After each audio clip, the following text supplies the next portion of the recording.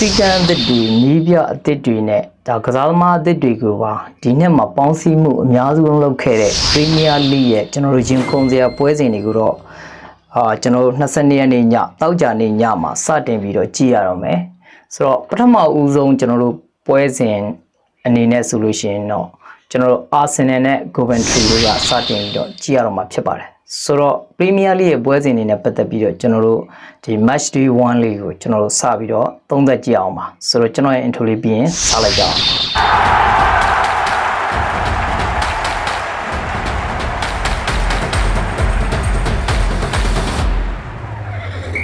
လိုက်ကြအောင်ဆိုတော့ညီကိုတွေအားလုံးပဲမင်္ဂလာပါဆိုတော့ကျွန်တော်တို့ Premier League ကတော့ကျွန်တော်ရင်ခုန်သွားနဲ့စပြီးတော့ကြည့်ရတော့မယ်ဗျဆိုတော့22ရက်နေ့ညဒါ2နာရီပေါ့လေ2နာရီမှာဆိုလို့ရှိရင်တော့ဒီ Time Zone တော့ချိန်နေဆို2နာရီပေါ့2နာရီမှာကျွန်တော်တို့ Arsenal အသင်းနဲ့ကျွန်တော်တို့ Coventry အသင်းကစပြီးတော့ကျွန်တော်တို့ကန်မယ်ဆိုတော့ဒီဘက်ကပြီးခဲ့တဲ့ရက်ကပဲကျွန်တော်တို့ Arsenal က Community Shield ကိုဒါMan City ကို 3-0 ဆိုတဲ့ရလဒ်နဲ့ပြတ်ပြတ်သားသားအနိုင်ယူပြီးတော့မှချန်ပီယံဖြစ်ခဲ့တယ်ဆိုတော့ချန်ပီယံဟောင်းချန်ပီယံလက်ရှိချန်ပီယံလည်းဖြစ်နေတယ်ပြီးတော့ Community Shield ကိုလည်းဒီနေ့ရာသီစဖွင့်ကနီးမှာစယူခဲ့တယ်အခုဆိုလို့ရှိရင်လည်းကြမဲ့အသင်းကကျွန်တော်တို့တန်းတက်လာတဲ့ Coventry အသင်းနဲ့ကြမှာဆိုတော့ဒီအသင်းတွေကတော့လုံးဝ Arsenal အတွက် easy ပဲလို့ကျွန်တော်ထင်တယ် Arsenal ကဒီနှစ်မှာပို့ပြီးတော့မှကစားဟန်ကပိုကောင်းလာတဲ့အနေအထားကိုတွေ့ရတယ်ဆိုတော့ဘာလို့လဲဆိုတော့ကျွန်တော် Man City နဲ့ကစားသွားတဲ့ပွဲဆို Man City တပွဲလုံးဘာမှကိုမလုပ်နိုင်ဘူးArsenal ကအများကြီးကိုဒါကောင်းကောင်းလုပ်နိုင်ခဲ့တာကိုကျွန်တော်တွေ့ရတယ်ဒါကြောင့်ထိုက်တဲ့တန်တန်ပဲကျွန်တော် community shield ကိုရရှိသွားခဲ့တယ်ပေါ့ဆိုတော့ကျွန်တော်တို့ဒီ Arsenal နဲ့အခုဒါသူတို့ရဲ့နီးပြ Arteta နဲ့ကတော်တော်လေးကိုကီးကိုက်နေတယ်ပေါ့လေသူတို့အဆင်ပြေတဲ့အနေအထားကိုတွေ့ရတယ်ဆိုတော့ဒီနေရာမှာကျွန်တော်တို့ကစားသမားတွေရဲ့ဒါစုဖွဲ့မှုတွေကိုကျွန်တော်ကြည့်ကြည့်အောင်တသင်းနဲ့တသင်းပေါ့လေဆိုတော့ကျွန်တော်တို့ Arsenal အသင်းမှာဆိုလို့ရှိရင်တော့ကျွန်တော်တို့ဂိုးသမားတွေအားဖြင့်4ယောက်တောင်ရှိတယ်ဂိုးသမားကနံပါတ်1ဂိုးသမားအနေနဲ့ David Raya ကနံပါတ်1ဂိုးသမားပေါ့လေပြီးတော့သူအသက်30တောင်ရှိနေပြီနောက်ထပ်ကစားသမားနောက်ထပ်ဂိုးသမားတစ်ယောက်ကတော့ဒါKepa Arrizabalaga ဆိုတဲ့ကစားသမားလေးဆိုတော့စပိန်ကဖြစ်ပါတယ်သူတို့နှစ်ယောက်လုံးကတော့စပိန်သားတွေကြီးပဲဆိုတော့သူကလည်း32နှစ်ရှိနေပြီဒါကအရန်ဂိုးသမားပေါ့လေနောက်ထပ်ဂိုးသမားတစ်ယောက်အနေနဲ့ဒါ Alien Masliaတယောက်ရှိသေးတယ်နောက်ထပ်ကြတော့ကျွန်တော်တို့ Tommy Saspo လည်းရှိတယ်ဆိုတော့ဂိုးသမား4ယောက်တောင်ရှိတယ်သူတို့ရဲ့အစုအဖွဲ့ကတော်တော်အဆင်ပြေတဲ့အနေအထားကိုတွေ့ရတယ်ဆိုတော့ဂိုးသမား4ယောက်ရှိတယ်တခြားဂိုးသမားတွေဝင်လာခဲ့ရင်လည်း David Raya မှမဟုတ်ပဲတခြားဂိုးသမားတွေဝင်လာခဲ့ရင်လည်းတော်တော်လေးကိုခြေစွမ်းကောင်းတာကိုကျွန်တော်တွေ့ရတယ်လက်စွမ်းလို့ပြောမလားလက်စွမ်းကောင်းတယ်ပေါ့ဆိုတော့နောက်ပြီးတော့စုဖွဲ့မှုဒါ defender စုဖွဲ့မှုဆိုရင်ကျွန်တော်တို့ defender ကတော့နောက်တန်းကစားသမားတွေပေါ့လေနောက်တန်းကစားသမားတွေဆိုလို့ရှိရင် Arsenal ကဒါ1ယောက်2ယောက်3ယောက်4ယောက်5ယောက်6ယောက်9ယောက်10ယောက်တောင်ရှိတယ်9ယောက်တောင်ရှိတယ်ဗျာဆိုတော့ Arsenal စုဖွဲ့မှုကကြောက်စရာကြီးဆိုတော့ဒီ9ယောက်ထဲမှာကျွန်တော်တို့ကြည့်ကြည့်အောင်ကျွန်တော်တို့ William Saliba ပါမယ်ပြီးလို့ရှိရင်Christian Mosquera ရှိမယ်နောက်တစ်ယောက်ကတော့ Van White ရှိမယ်နောက်တစ်ယောက်ကတော့ကျွန်တော်တို့ Ferro Hagabi ရှိမယ်နောက်တစ်ယောက်ကတော့ Gabriel Magalhaes ရှိတယ်နောက်တစ်ယောက်ကျတော့ကျွန်တော်တို့ Jorian Timber ရှိမယ်နောက်တစ်ယောက်ကတော့ကျွန်တော်တို့Ricardo Calafiori ရှိမယ်ပြီးလို့ရှိရင်နောက်တစ်ခါJoe Ogwana ရှိမယ်နောက်တစ်ယောက်ကတော့ကျွန်တော်တို့ Martin Salmon ပါလေMali Salmon ဆိုတော့ကစားသမားတွေတော်တော်ကိုများတယ်ပေါ့ဆိုတော့9ယောက်တောင်ရှိတယ်ဗျာကျွန်တော်တို့ defender တွေအနေနဲ့ဆိုတော့ Arsenal ရဲ့စုဖွဲ့မှုကတော့ဒါချန်ပီယံဖြစ်တဲ့စုဖွဲ့မှုမျိုးပါပဲဆိုတော့ကစားသမားတွေရဲ့ quality ဘိုင်းတွေကိုကြည့်မယ်ဆိုရင်လည်းတော်တော်လေးကိုတောင့်တင်းနေပေါ့လေကစားသမားတွေကတော်တော်ကို quality ကောင်းတဲ့ကစားသမားတွေကြီးပဲဆိုတော့ Arsenal ကတော့တကယ်ကိုချန်ပီယံနဲ့လည်းထိုက်တန်ပါတယ်ဂုဏ်ယူပါတယ်ဆိုတော့နောက်ထပ် ကျွန်တော်တို့ midfielder တွေကိုကြည့်မယ် midfielder ဆိုတာတော့ကျွန်တော်တို့ queen လေပေါ့လေဒီ AN row ကနေစပြီးတော့ကျွန်တော်တို့ DMT ANDMCM so right MF ပေါ့လေ right MF လက် MF ဒါတွေပါမယ်အကုန်လုံးဆိုတော့ဒီကစားသမားတွေရဲ့စုဖွဲ့မှုဆိုလို့ရှိရင်ကျွန်တော်တို့1ယောက်2ယောက်3ယောက်4ယောက်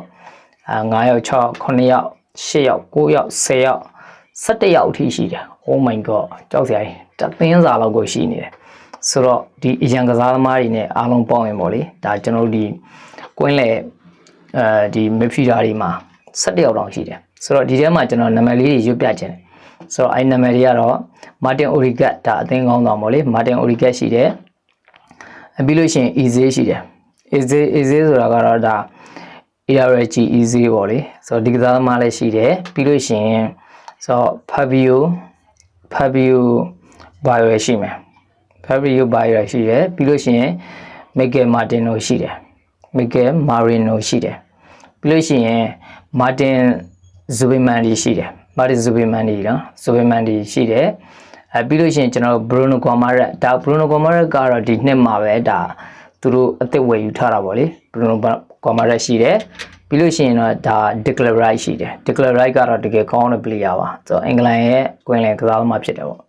ဆိုတော့နောက်ပြီးတော့ကျွန်တော်တို့Theo Giuliani ရှိတယ် Theo Giuliani ဒါတွေကကစားသမားငယ်လေးပေါ့လေအသက်18နှစ်ပဲရှိသေးတယ်နောက်တစ်ခါMiley Lewis Kelly ကဒါအခု Manchester United နဲ့သတင်းထွက်နေတဲ့ကစားသမားလေးပေါ့လေဒါ19နှစ်ပဲရှိသေးတယ်နောက်ပြီးတော့ဒါကျွန်တော်တို့ Max Darwin ရှိတယ် Max Darwin လည်းရှိတယ်ပြီးလို့ရှိရင်Louis Colley ရှိတယ် Louis Colley ဆိုတော့17ယောက်တောင်ရှိတယ်ဆိုတော့သူတို့ရဲ့ကွင်းလေကတကယ်တမ်းကျွန်တော်တယောက်ယောက်နာလို့နောက်တစ်ယောက်ကိုထပ်ချိမ့်မယ်ဆိုရင်လည်း quality အပြင်လည်းဘာမှပြောစရာကိုမလိုဘူးတော်တော်ကိုကောင်းတဲ့ quality တွေရှိတယ်ဒါကြောင့်မဲ့သူတို့ချန်ပီယံဆုကိုရရှိထားတာပေါ့လေဆိုတော့လာမယ့်ရာသီမှာပို့ပြီးတော့မှအသင်းကပိုတော့တောင်းတင်းသွားအောင်မယ်အခုဆိုလို့ရှိရင်သူတို့ဒါကျွန်တော်လူငယ်ကစားသမားလေးဖြစ်တဲ့ဘိုဝါဒီကိုလည်းသဘောတူညီမှုတွေပါရထားတယ်ဆိုပြီးတော့သတင်းတွေကထွက်နေတယ်ဆိုတော့ဒါပေမဲ့ဘယ်လိုဆက်ဖြစ်မလဲကျွန်တော်တို့စောင့်ကြည့်အောင်မှာပေါ့ဒါနောက်တစ်ခါကျတော့ forward ဆိုတာကတော့ကျွန်တော်တိုက်စစ်မှုတွေပါမယ်ဒါ right wing left wing တွေပါမယ်ပြီးလို့ရှိရင်ခုနကတော့ access ဆိုတာ second striker တို့ဘာလို့ပါမယ်ဆိုတော့ဒီကစားသမားတွေဆိုလို့ရှိရင်ကျွန်တော်1ယောက်2ယောက်3ယောက်4ယောက်5ယောက်6ယောက်9ယောက်10ယောက်9ယောက်10ယောက်တောင်ရှိတယ်10ယောက်ဆိုတော့ position တစ်ခုကိုကျွန်တော်3ယောက်နဲ့မျှရင်တော့မှ9ယောက်12ယောက်position တစ်ခုကို3ယောက်နဲ့တွက်ရင်တော့မှ12ယောက်ဟိုက10ယောက်ရှိတယ်ဆို2ယောက်လောက်ပဲရော့တယ် position တစ်ခုကို2ယောက်လောက်3ယောက်လောက်အထိကားပါယူထားတယ်ဆိုတော့တော်တော်ကောင်းတယ်ဗျဆို squad ကြီးကတအားကြောက်ဖို့ကောင်းတယ်သူတို့ရဲ့ squad ကောင်းတယ်ဒါကြောင့်ကျွန်တော်ဒီထဲမှာပါဝင်တဲ့ကစားသမားတွေကိုနည်းနည်းလေးရှင်းပြကြအောင်လေဆိုတော့ဒီထဲမှာဆိုလို့ရှိရင်Bukayo Saka ပါမယ်ဒါ Bukayo Saka ပြီးလို့ရှိရင်ဆိုတော့ Gabriel Jesus ပါမယ် Jesus ကထွက်သွားပြီလားမသိဘူးဗျဒါပေမဲ့သတင်းတော်သိမကြသေးဘူး Jesus ကထွက်ဖို့အလားအလာရှိတယ်ဘရာဇီးသားပေါ့လေနောက်ထပ်တစ်ယောက်ကတော့ဒါ Gabriel Martinelli ပေါ့လေ Gabriel Martinelli လည်းရှိနေတယ်ဆိုတော့နောက်တစ်ခါ Peter Gyökeres လည်းရှိတယ်ပြီးလို့ရှိရင်Christo Tizzoli လားကစားသမားလည်းရှိတယ်နောက်ပြီးတော့Noni Maduki ရှိတယ်ဟိုစပင်ကောက်ရှိလေးနဲ့ကောင်းလေးဆိုတော့အသက်24နှစ်ရှိပြီဒါဝင်းမှာကစားတဲ့ကောင်းလေးပေါ့နောက်တစ်ခါဒါ Ethan Nwaneri လား Ethan Nwaneri ရှိမယ် Ethan Nwaneri ပြီးလို့ရှိရင် Rhys Nelson ရှိမယ်ပြီးလို့ရှိရင်နောက်တစ်ယောက်ကတော့ Kai Havertz ရှိမယ် Kai Havertz သူတို့ရဲ့တိုက်စစ်မှုပေါ့လေ Kai Havertz ရှိတယ်နောက်တစ်ခါဒါ Charles Sago ရှိမယ်ဆိုတော့ကစားသမားတွေကတော်တော်လေးကိုများတယ်ဆိုတော့သူတို့ရဲ့စုဖွဲ့မှုကိုကျွန်တော်ကြည့်မယ်ဆိုလို့ရှိရင်ကစားသမားအစုအဖွဲ့ကတော်တော်ကိုတောင်းတင်းတယ်ဆိုတော့အာဆင်နယ်ကတော့လုံးဝဒီနှစ်မှာလည်းဒါချန်ပီယံဖြစ်ဖို့အလားအလာများတဲ့အထက်မှာပါတယ်ပေါ့လေဆိုတော့နောက်ပြီးတော့ကျွန်တော်တို့သူတို့နှစ်သင်းမှာဆိုလို့ရှိရင်ကျွန်တော်တို့သူတို့နဲ့တက်လာမယ်ဒါသူတို့နဲ့ကစားရမယ်ဒါ Coventry ပေါ့လေ Coventry အသင်းကိုကျွန်တော်တို့နည်းလောက်လေ့လာကြည့်အောင်ဗျဆိုတော့ Coventry Arsenal နဲ့ Coventry ရောက်သွားပြီလေ Coventry ကပျောက်တော့ပျောက်သွားပြီဒုက္ခပဲအနောက်ကိုကျွန်တော်ပြန်ရှာကြည့်လိုက်မယ်ခဏလေးပါနော် Okay Coventry ရဲ့ squad ကိုကြည့်မယ်ဆိုလို့ရှိရင် Coventry ကလည်းဆိုးတော့ဆိုးမနေဘူးဗျာဒါပေမဲ့ကျွန်တော်တို့မသိတဲ့ကစားသမားတွေကပုံများလိမ့်မယ်ဘာလို့လဲဆိုတော့တန်းတက်လာတဲ့အသင်းဖြစ်နေလို့ဗောလေ Coventry City ပေါ့ Coventry မှာဂိုးသမားက3ယောက်ရှိတယ်ဗျာ3ယောက်မှာတော့ Oliver Dovin ရှိတယ်ပြီးလို့ရှိရင်ကျွန်တော်တို့ဘန်ဝယ်ဆန်ရှိမယ်ပြီးလို့ရှိရင် Carrasol ရှိမယ်ပြီးတော့အဲ့3ယောက်ပဲရှိတယ်ဒါပေမဲ့ဒီကစားသမားတွေကျွန်တော်တို့ကောင်းကောင်းမသိနေဘူးဆိုတော့ဒါပေမဲ့ကျွန်တော်အရေးအတွက်တွေတော့ပြောပြသွားပါမယ်เนาะဆိုတော့နောက်ထပ်တစ်ယောက်က defending မှာဆိုလို့ရှိရင် Coventry ကဘယ်နှယောက်တော့ရှိလဲတော်တော်များတယ်ဗျ1 2 3 4 5 6 9 8 9 10 17ယောက်ရှိတယ် defender မှာ17ယောက်တောင်ရှိတယ် defender ဆိုတော့နောက်တန်းနေပေါ့လေနောက်တန်းမှာဆိုလို့ရှိရင်Jada Silva ရှိမယ်ပြီးလို့ရှိရင် body 3မှတ်ရှိမယ်ပြီးလို့ရှိရင်တော့ Aurelie Amanda ရှိမယ် Lower kitchen ရှိတယ်ပြီးလို့ရှိရင် Ken Hayden ရှိတယ်ပြီးလို့ရှိရင် Joel Lediboria ရှိမယ်ပြီးလို့ရှိရင် Luke Ferdinand ရှိမယ်ပြီးလို့ရှိရင်တော့ Milan Awards ရှိမယ်နောက်တစ်ယောက်ကတော့ဒါ Maguire and Gabriel ရှိမယ်ပြီးလို့ရှိရင် Jake Bidwell ရှိမယ်ပြီးလို့ရှိရင် Kellan Parry ရှိမယ်ဆိုတော့ကစားသမား17ယောက်တောင်ရှိတယ်ဒါနောက်တန်းနေပေါ့လေဆိုတော့သူကစားသမားအင်အားစုပွဲမှုကဒါနောက်တန်းမှာတော်တော်တောင်းတယ်ပေါ့ဒါကြောင့်ပဲသူတို့ဒီPremier League ကိုတန်းတက်လာတယ်လို့ထင်ပါတယ် Coventry ကတော်တော်လေးကောင်းပါတယ် Coventry ဆိုတော့ပြီးခဲ့တဲ့ Championship မှာကျွန်တော်ကြည့်ခဲ့တော့ကလည်း Coventry ကဒါပြီးခဲ့တဲ့ fly ရခဲ့တာဖြစ်မယ်အဲ့တင်ကတော်တော်ကောင်းတယ်ဆိုတော့နောက်ပြီးတော့ကျွန်တော်တို့ midfielder တွေဆိုလို့ရှိရင်တော့ကွင်းလယ်ကစားသမားတွေပေါ့လေဒီထဲမှာဆိုလို့ရှိရင် Jack Rodani ရှိတယ်ပြီးလို့ရှိရင် Matt Greenwood ရှိတယ်ပြီးလို့ရှိရင်ကျွန်တော်တို့Tatsuhiro Sakamoto ရှိတယ်ဒါဂျပန်ကစားသမားလေး Sakamoto လို့ဘာလို့မြင်ရတယ်ဒါအမြင်တာအဲ့ကစားသမားတော့ကောင်းကောင်းသိတယ်ပြီးလို့ရှိရင်နောက်တစ်ခါ Gatebo Hammer ရှိတယ်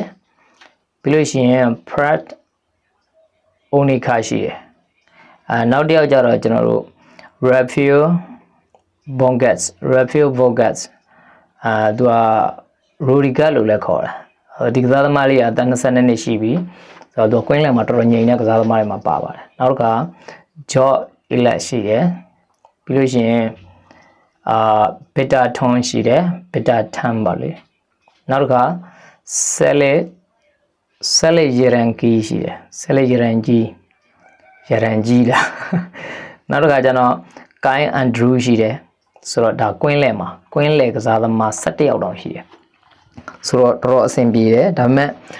ကျွန်တော်တို့ပြောရမယ်ဆိုလို့ရှိရင်တော့ဒါကစားသမားတွေရဲ့ quality ကတော့ဘယ်လုံးမှဒါ Arsenal ကိုမှီဖို့တော့မရှိဘူးပေါ့လေဒါပေမဲ့လည်းကစားသမားစုဖွဲ့မှုတော့အင်အားတောင်းတဲ့အထဲမှာပါပါတယ်ဆိုတော့နောက်ပြီးတော့ forward ဆိုလို့ရှိရင်ဘယ်နှယောက်ရှိလဲဆိုရင်ကျွန်တော်တို့ forward မှာ8ယောက်ပဲရှိတယ်1 2 3 4 5 6ယောက်ဟုတ်ပါဘူး9ယောက်ရှိတယ်ဗျာဟုတ်ပါဘူး6ယောက်ပါ6ယောက်ပဲရှိတယ်အဲ့ဒါတော့တော်တော်နည်းတယ်ဆိုတော့ forward မှာ6ယောက်ဆိုရင် position တစ်ခုမှာ2ယောက်အနေထားပဲရှိတယ်ဒါကတော့တော်တော်နည်းတယ် forward တော်တော်နည်းတယ်အင်အားနည်းတဲ့အထဲမှာပါတယ်ဆိုတော့ Ellison ရှိမယ်ပြီးလို့ရှိရင်ဆို Efron Mason class ဒီကစားသမားရှိတယ်နောက်ပြီးတော့ရှင်ကျွန်တော်တို့ Haji Wright ရှိတယ် USA ကနောက်ပြီးတော့ Loan Tchana ရှိတယ်ပြီးလို့ရှိရင် Brandon Thomas S&D ရှိတယ်ပြီးလို့ရှိရင် Norman Bassett ရှိတယ် ဆိုတော့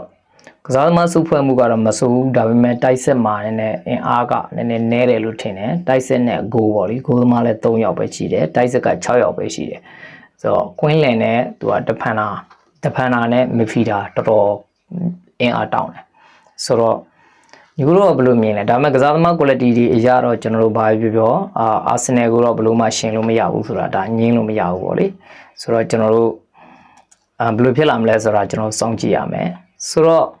ဒါကအာဆင်နယ်နဲ့ Coventry ရဲ့ပွဲစဉ်ပေါ့လေဆိုတော့နောက်ထပ်ကျွန်တော်တို့ဒါတောက်ကြနေညမှာဆိုလို့ရှိရင်တော့မရှိတော့ဘူးဒါတောက်ကြနေညမှာတော့တောက်ကြနေညဆိုပြီးမဲ့စနေနေ့မနက်ကိုရောက်သွားတော့ပေါ့စနေနေ့မနက်2နာရီပေါ့လေဆိုတော့ကျွန်တော်တို့တခါစနေနေ့ညတွေမှာဆိုလို့ရှိရင်တော့ကံမဲ့အသင်းတွေကအများကြီးပဲပထမဦးဆုံးအနေနဲ့ကျွန်တော်တို့ည6နာရီခွဲမှာကြည့်ရမှာက Manchester United နဲ့Hull City အသင်းပေါ့လေ Manchester United နဲ့ Hull City ဆိုတော့ဒီနှစ်သင်းရဲ့လူစုဖွဲ့တွေကျွန်တော်တို့ကြည့်ကြည့်အောင်ဆိုတော့ Manchester United အသင်းကဆိုလို့ရှိရင်တော့ဒါကျွန်တော်တို့တော်တော်လေးကိုသူ bounce squad ကနည်းနည်းတောင်းတဲ့အထက်မှာပါတယ်ဆိုတော့ United ရဲ့ goalkeeper တွေကအရေးအတွက်တော်တော်များတယ်ဗျအရေးအတွက်တော့တော်တော်များတယ်ဒါပေမဲ့ဟိုတကယ်ဟိုကတော့ရှိချင်မှရှိမှာပေါ့လေဒီမှာဆိုလို့ရှိရင် United ရဲ့ဒါ squad ထဲမှာဆိုတော့ Sunny Lemon number 1ပေါ့လေ Sunny Lemon ပြီးလို့ရှိရင် Atibeyanda ကထွက်သွားပြီသူတို့အခုဒီစီးရင်တွေပြထားတာတွေကကျွန်တော်ထင်တာအားလုံးဟိုမဖြစ်သေးဘူးထင်တယ် average မဖြစ်သေးဘူးထင်တယ်ဟိုတကယ်ဆိုလို့ရှိရင်ဒီအချိန်က average ဖြစ်နေရမှာ Atibeyanda ကထွက်သွားပြီပြီးလို့ရှိရင် Dalo ဆိုတော့ Dalo ကကျွန်တော်တို့အခုဝယ်ထားပြီးသားကစားသမားဆိုတော့ဒီကစားသမားကအသစ်နောက်ပြီးတော့တွန်ဟက်ဒန်လည်းရှိသေးလို့လားတွန်ဟက်ဒန်ရှိမယ်ပြီးတော့အန်ဒရီအိုနာနာလည်းမရှိဘူးလေဒါဆို upgrade မဖြစ်ဘူးပေါ့လေနောက်ကဒါမော့မီရှိမယ်ပြီးလို့ရှိရင်အဲလေဟာဒဆန်လည်းရောင်းလိုက်ပြီးပြီးလို့ရှိရင်အန်ဒရီအိုနာနာလည်းမရှိဘူးပြီးလို့ရှိရင်ဟက်ဒန်တော့ရှိတယ်ဗျာဒါပေမဲ့နောက်တစ်ယောက်အထီဘယန်တာမရှိဘူးဆိုရင်ကျွန်တော်တို့စီမှာဘယ်နှစ်ယောက်ရှိလဲတစ်ယောက်ပြီးရင်2ယောက်ပြီးရင်ဟက်ဒန်3ယောက်ပြီးရင်ဒါမန်မီဆိုတဲ့ကစားသမားရှိတယ်ဆိုတော့ကျွန်တော်တို့မှာ4ယောက်ရှိတယ်ဒါကျွန်တော်တို့ရဲ့ဂိုးသမား4ယောက်ရှိတယ် defending ဆိုလို့ရှိရင်လည်းတော်တော်များတယ်ဒါမှပြထားတာအရေးအတွက်ပေါ့လေ defending မှာ1ယောက်2ယောက်3ယောက်4ယောက်5ယောက်6ယောက်ပြီးရင်9ယောက်10ယောက်9ယောက်10ယောက်17ယောက်12ယောက်တောင်ရှိနေတယ်ဟုတ်ပါဘူး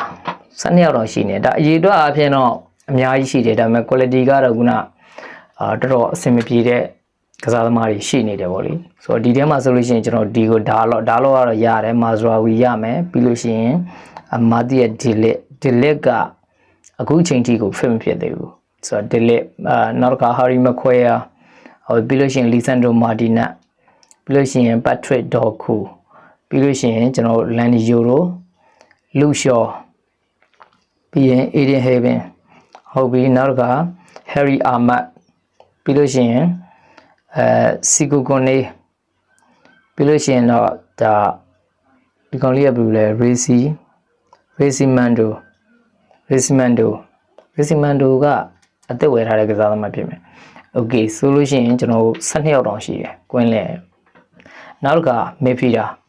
ကွင်းလဲမီဖီတာထဲမှာဆိုလို့ရှိရင်လည်းကျွန်တော်1ယောက်2ယောက်3ယောက်4ယောက်5ယောက်6ယောက်9 10 12ယောက်တောင်ရှိတယ်စကွက်ကြီးကအများကြီးပဲဗျာလူတွေကဒါပေမဲ့တကယ်တမ်းကျအလုံးဖြစ်နေတာဆိုတာဆိုမေဆန်မောက်နံပါတ်1ကဲဘရူနိုဖာနန်ဒက်ပြီးရင်အန်ဒရီဆန်တိုပြီးရင်ယူရီတန်မန်ပြီးလို့ရှိရင်ကျွန်တော်တို့မန်နျူရယ်ဥကာတေပြီးလို့ရှိရင်ကိုဘီမိုင်နိုဂျက်ဖလက်ချာ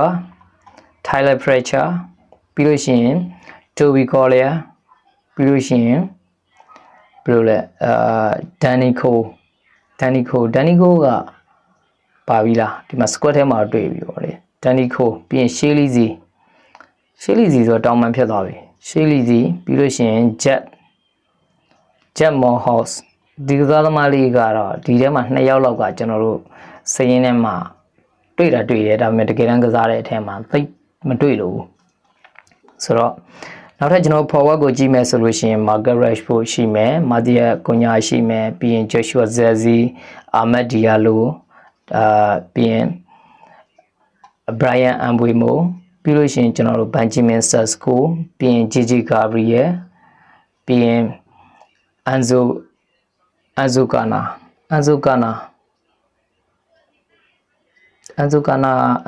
ဘေးကဒီကစားသမားကရှိနေလို့လား United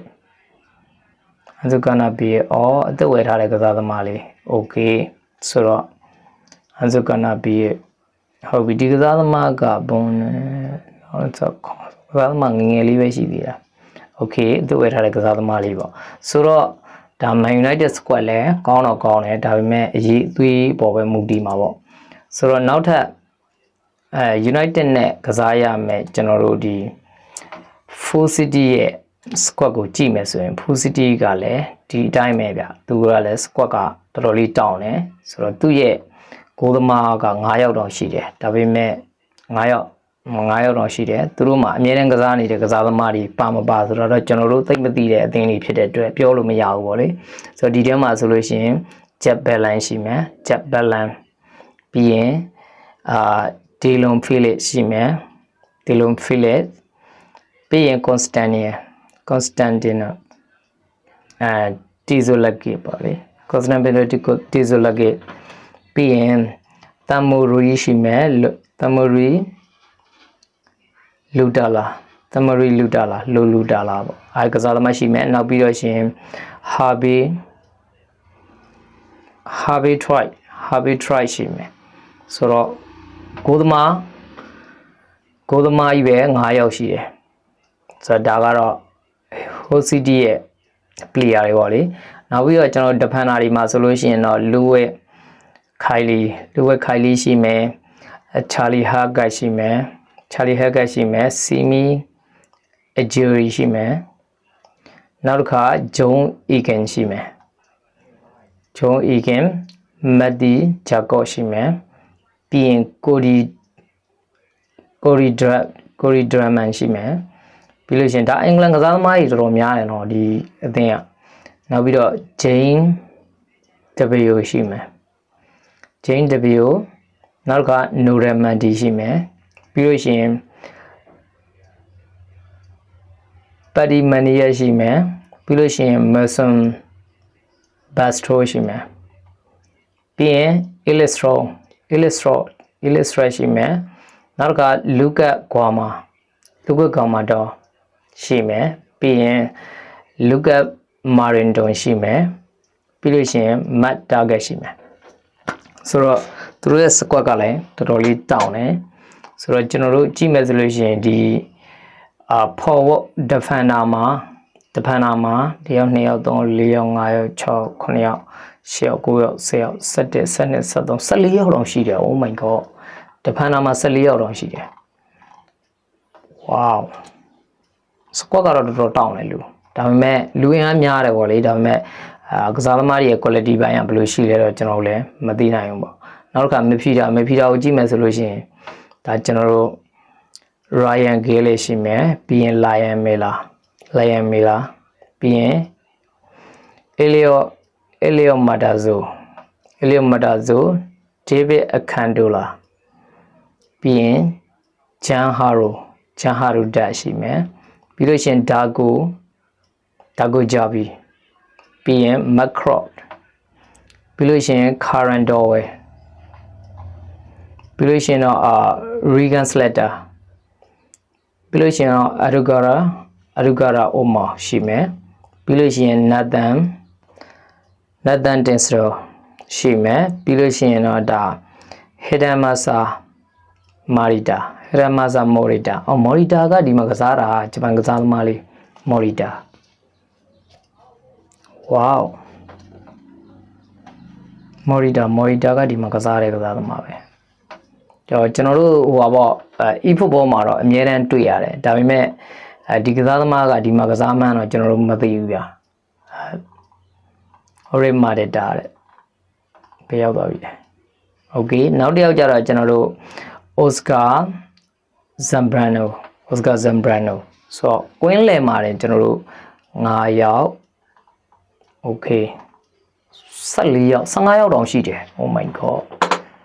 15ယောက်တောင်ရှိတယ်ဒါကွင်းလယ်midfield တွေပေါ့ midfield တွေမှာဆိုတော့နောက်ထပ်ကျွန်တော်တိုက်စစ်မှုတွေကြတော့နည်းနည်းနေပါတယ်သူကတိုက်စစ်မှုတွေမှာ4ယောက်ပဲရှိတယ်ဒါပေမဲ့4ယောက်ပဲရှိရဆိုပေမဲ့လည်းသူတို့ကခုနကတော့ midfielder တွေကနေပြီးတော့ attacking midfielder တွေကစားတာဖြစ်လိမ့်မယ်ဒါကြောင့်ပဲဒီမှာ squad ရော့သွားပြီးဟိုမှာ squad အများနေတယ်လို့ထင်တယ်ဆိုတော့ Oli Mabanain ရှိမယ် Max Barnain ပေါ့ Barnain ရှိမယ်ပြီးလို့ရှိရင် Mohammad Bellamy ရှိမယ်ပြီးရင် Joe Gerhardt ရှိမယ်ပြီးလို့ရှိရင် Hamburger ရှိမယ် Hamburger မဟုတ်တော့ Hamburger ဆိုတော့ဒီ squad တွေရဲ့ဒီကစားသမားတွေထဲမှာကျွန်တော်တို့သိတဲ့လူတွေကလက်ချိုးရည်လို့ရလောက်တဲ့အခြေအနေပဲရှိသေးတယ်ဆိုတော့ဒါက Manchester United နဲ့ဒါဟောလေ Hull City နဲ့ရှင်ပြိုင်မဲ့ပွဲမှာပေါ့လေဆိုတော့ United ကလည်း squad တောင်းတယ်ဒါပေမဲ့United မှာတကယ်တမ်းအသုံးပြုလို့ရမယ်အဆင်ပြေလောက်တဲ့အထိ squad တွေကတော်တော်နည်းနေတယ်ဆိုတော့ကျွန်တော်တို့ဘယ်လိုဖြစ်လာမလဲစောင့်ကြည့်မယ်ဆိုတော့ဒီနေ့ဒါမနေ့ဖြန်ဒီဟိုပေါ့လေ22ရက်နေ့ည6နာရီခွဲမှာကစားမယ် Manchester United နဲ့ Hull City ပြီးတော့တောက်ကြနေညနေစနေနေ့မနက်ပိုင်း2နာရီမှာကစားမယ် Arsenal နဲ့ Coventry တို့ရဲ့ဒါပွဲစဉ်လေးတွေကိုကျွန်တော်လူအင်အားနဲ့ဒါနှိုင်းရှင်ပြသွားတာပါဒါပေမဲ့အကုန်လုံးဒီကစားမဲ့ပွဲစဉ်တွေမှာဆိုလို့ရှိရင်တော့ကျွန်တော်တို့ဒါအကုန်ခြုံပြောရမယ်ဆိုလို့ရှိရင်တော့ကျွန်တော်တို့တန်းတက်လာတဲ့ဒါ Ipswich Town လို့ရှိမယ် Sunderland လို့ရှိမယ် Sunderland ကလည်းဒါဟောပါလေဒီမှာအသက်တန်းတက်လာတာဆို Ipswich Town ရဲ့ကျွန်တော်တို့ Coventry ရဲ့Hull City ရဲ့ဒီ3သင်းရှိတယ်ဒါကချန်ပီယံရှစ်ကနေပြီးတန်းတက်လာတဲ့အသင်း3သင်းဆိုတော့နောက်ကစနေနေ့ည9နာရီမှာကစားမှာကတော့ Ipswich Town နဲ့ Sunderland ဟုတ်ပြီအဲ့ဒီ9နာရီမှာပဲကျွန်တော် Everton နဲ့ Crystal Palace ရှိမယ်ဒါစနေနေ့ညမှာเนาะနောက်က Nottingham Forest နဲ့ဒါ Leeds United ရှိမယ်ဆိုတော့အဲ့9နာရီဒီမှာနောက်တစ်ခါ17နာရီမှာဒါ9နာရီမှာ3သင်းကန်မယ်3ပွဲရှိတယ်ပြီးလို့ရှိရင်ကျွန်တော်17နာရီမှာဆိုလို့ရှိရင်စနေနေ့ည17နာရီမှာ Brentford နဲ့ Spa ပြီးလို့ရှိရင်ကျွန်တော်တို့ဒါဘယ်လိုဖြစ်တာလဲ7နာရီဖြစ်သွားပြီ7နာရီမှာတော့ Man City နဲ့ဒါဘုံမောက်ပေါ့လေပြီးရင် Brighton နဲ့7နာရီမှာပဲစနေနေ့ညကိုပြောင်းသွားပြီဆိုတော့စနေနေ့မဟုတ်တနင်္ဂနွေနေ့ညကိုပြောင်းသွားပြီခုနကစနေနေ့ညအထိတနင်္ဂနွေနေ့ညမှာဆိုလို့ရှိရင်တော့ကျွန်တော် Man City နဲ့ဘုံမောက်ပြီးလို့ရှိရင် Brighton နဲ့ Aston Villa ပြီးလို့ရှိရင်တော့ကျွန်တော်တို့10နာရီမှာ12ဆို10နာရီပေါ့10နာရီမှာ Newcastle နဲ့ Liverpool ရှိမယ်ပြီးရင်2နာရီည2နာရီပေါ့လေကျဆိုတော့အင်္ဂါနေ့ညကိုပြောင်းသွားပြီအင်္ဂါနေ့ညမှာတော့တနင်္ဂနွေတနင်္လာပြီးရင်အင်္ဂါပေါ့လေတနင်္ဂနွေနေ့ပြီးရင်တနင်္လာပြီးရင်အင်္ဂါနေ့ညမှာဆိုလို့ရှိရင်တော့ကျွန်တော်ဖူဟန်နဲ့ Chelsea ပြီးလို့ရှိရင်ဒါ match 1ဖြစ်ပါတယ်ဆိုတော့ match 1ဒါအားလုံး match 1ပွဲစဉ်တွေပေါ့လေဆိုတော့ဒီထဲမှာဘယ်လိုတွေအမှတ်တွေအပြည့်ရမယ်လို့ညီကိုထင်လဲကျွန်တော်ထင်တယ်ဒီထဲမှာပွဲချောင်းတာကတော့ Arsenal Manchester United Crystal Palace နဲ့ Everton ကတော့စဉ်းစားစရာပဲနောက်တန်းတက်လာတဲ့ဒါ Ipswich Town နဲ့ Sunderland ကတော့ Sunderland သားမယ်လို့ထင်တယ်ပြီးလို့ရှိရင် Brentford နဲ့ Spa ကလာလိမ့်မယ်လို့ထင်တယ်ပြီးလို့ရှိရင်ကျွန်တော်တို့ဒါ Man City နဲ့ဘုံမောက် Man City ပဲစားသွားမယ်ထင်တယ် Brighton နဲ့ Aston Villa ဆိုလို့ရှိရင်တော့ကျွန်တော် Aston Villa ရမယ်လို့ထင်တယ်ဗျဒါပေမဲ့ Brighton ကလည်းအခုကအသစ်နဲ့ဆိုတော့နီးပြအသစ်ကစားသမားတွေအသစ်တွေတော်တော်များတယ်အဲ့တော့ဘယ်လိုလာမလဲမသိဘူးဆိုတော့နောက်တစ်ခုကတော့ဒါ Newcastle နဲ့ Liverpool ဆိုတော့ Liverpool ကသာသွားမယ်လို့ထင်တယ် Fulham နဲ့ Chelsea ဒါတော့ Chelsea ကအသာရမယ်လို့ထင်ပါတယ်ဆိုတော့ညီကိုတို့ကဘယ်လိုထင်လဲဆိုတော့ကျွန်တော်တို့ Premier League ကတော့ကျွန်တော်တို့တောက်ကြနေညကနေစပြီးတော့အင်္ဂါနေ့ညအထိဒါပွဲစဉ်တစ်ကိုကစားတော့မှာဖြစ်ပါတယ်ဆိုတော့ညီကိုတို့ရဲ့ထင်မြင်စကြက်လေးတွေကိုလည်း comment ပေါ်မှာဝင်ရေးပေးပါဦးအားလုံးကျေးဇူးတင်ပါတယ်နောက်ထပ်ဗီဒီယိုမှာပြန်ဆောင်ကြပါမယ်ဗျ